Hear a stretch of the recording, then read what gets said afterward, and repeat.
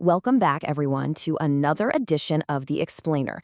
Today, we're putting on our detective hats, grabbing our magnifying glasses, and looking into a mystery that's literally lying right under our feet.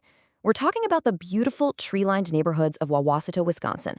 You know, from the outside, these streets are just picture-perfect examples of classic American architecture. But according to the source material we're digging into today, there is a highly destructive secret lurking right behind those pristine walls and beneath the floorboards. So let's just cut right to it. Why are Wauwatosa's gorgeous historic homes hiding a costly plumbing disaster? I mean, think about it. These houses, built anywhere from the 1920s to the 1970s, they have so much character, right? Stunning woodwork, a real sense of history.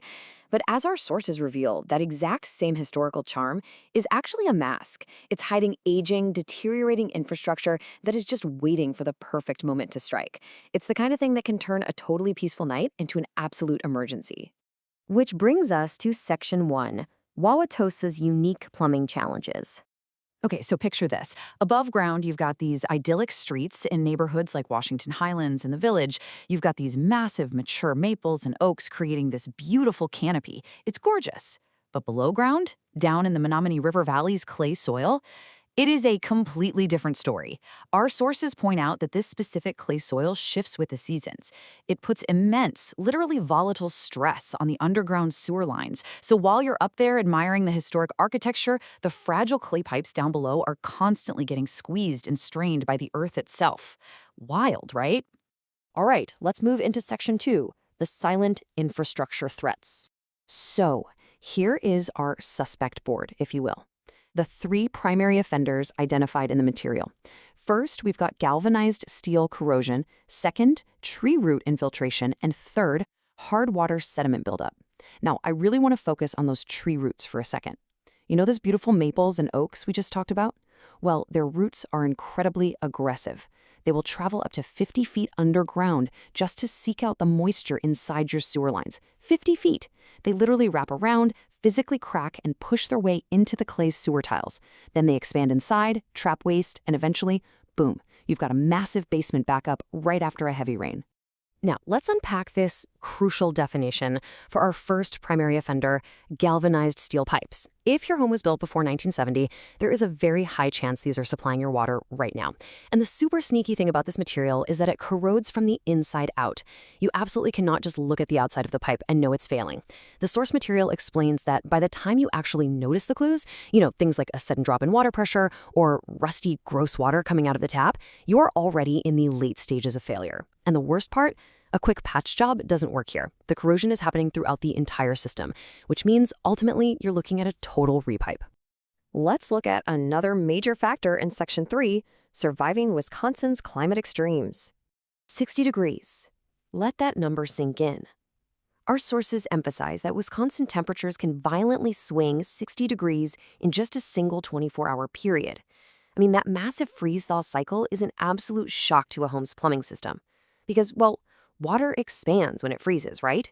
And that expansion brutally splits exterior hose bibs and just ruptures vulnerable supply lines running through those unheated crawl spaces. And the kicker is, you don't even know what happened until the thaw comes. That's when that hidden ice suddenly turns into a flood. And then there's this number, 12 to 7. Our source data reveals a really alarming reality here. You take Milwaukee's notoriously hard water, which drops heavy, thick sediment right at the bottom of the tank, and you combine it with the harsh weather that forces the heater to work totally overtime. The result? It drastically reduces a water heater's lifespan. We're talking about an appliance designed to last 12 years, practically getting cut down to surviving just 7 years in these conditions before the heating element just completely burns out. So, what do we do about all this? That brings us to Section 4, the elite plumbing solution. 30 minutes. When you're facing these hyperlocal threats, that number represents massive credibility. The source notes that Elite Plumbing operates right out of a hyperlocal service hub on North Avenue, which actually allows them to guarantee a 30-minute dispatch time across these neighborhoods. And that speed, it's absolutely critical.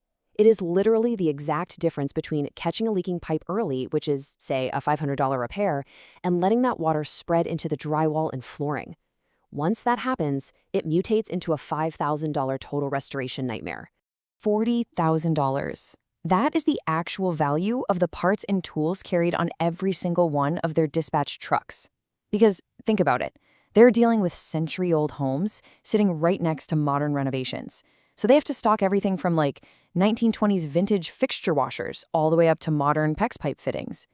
By carrying what is essentially a literal warehouse on wheels, they ensure that 87% of all jobs are completely finished in a single visit. No leaving to go order parts while your water's just shut off for days. 200. That represents the hours of continuing education every single technician undergoes annually. These guys aren't just turning wrenches. They maintain total fluency in Wisconsin Plumbing Code Chapter SPS 382, meaning they know exactly when a permit is legally required for a water heater installation, and they understand the precise material specs needed to make sure your system is safe and 100% compliant with the law. We don't subcontract. That is a huge point. During a home emergency, the last thing you want is some random, unvetted hire showing up at your front door. The source material makes it very clear. Every technician who enters your home is an in-house expert. They wear the shoe covers, they arrive in clearly marked vehicles, and they're held to the absolute highest internal standards of the company. Which leads perfectly into Section 5, a simple 3-step process. Step 1 is emergency dispatch. I want you to contrast the deep, sinking anxiety of finding a flooded basement at 2 a.m. with the extreme relief of getting a real human being on the phone immediately, a dispatcher who actually knows the difference between a P-trap and a pressure-reducing valve. Then, step 2 is diagnosis and approval. The root cause is explained to you in plain English, often using your actual broken fixtures right there as visual aids. And finally, step 3 is repair and verification. The system gets professionally fixed, thoroughly tested, and, maybe the best part, the area is completely cleaned up before they leave. And that brings up this super comforting core promise. No upselling, no surprises. Transparency is totally built right into their step 2. Before a wrench is ever even touched, you get a written, fully itemized estimate breaking down the labor and materials. And get this, even if the job ends up taking way longer than they originally expected, they honor that original quote. No hidden fees, no artificial urgency to pressure you, just straight up honesty. Which brings us to our final provocative thought for today. Your historic home has stood for a century, but what is its plumbing silently warning you about right now? From microscopic internal corrosion to aggressive tree roots inching their way through your clay pipes, the signs are definitely there if you know what to look for.